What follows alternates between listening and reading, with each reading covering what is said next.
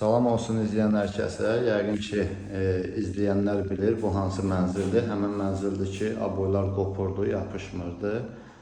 Biz bir otağı vurduq nümunə kimi. Bir neçə gün fasilə verdik ki, müştəri baxsın və hər şey qaydasındadır. Gəlmişik qalanını davam etməyə.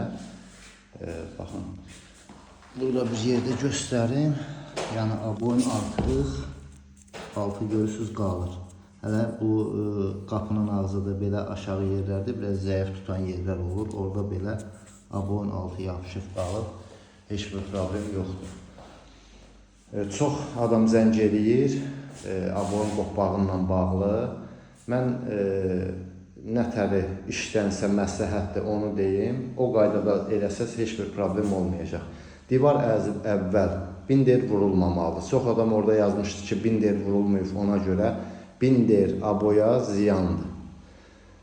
Hansısa aboya təsir edəməyə bilər. Amma bəzi aboylara təsir edir. Deməli, bəzi aboylara təsir edirsə, o birlərə də təsir edir. Sadəcə olaraq həmən vaxtı biruzə vermir.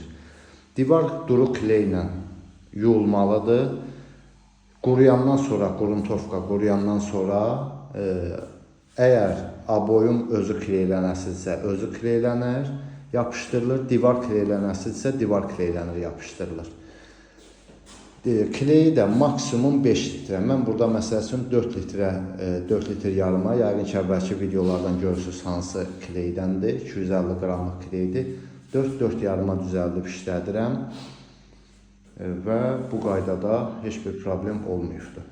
Orada yazmışdılar, istilik yoxdur, istilik var. Bir neçə nəfər yazmışdı, üzlük vurulmayıb divara, üzlük bakrovka vurulubdur və yaxud deyirdilər, skvaznak olub. Yəni, skvaznakdan belə o dərəcədə problem olmamalıdır. Burada səbəb divarın quruntovkalamağı, bir də kleyin əvvəl duru olubdur, sonra qatıldıqlar, vurublar, yenə də qaydasında vurulmayıb bu. Nəsə, ya divar ucu çoxmu arda-arda kleylənib, islanıbdır deyə elə problem yaranmışdı. İndi belə deyim də, yəni ki, işdir. Alınmayanda alınmır. Allah hamının ruzisini versin. Bütün əziyyət çəkənlərin.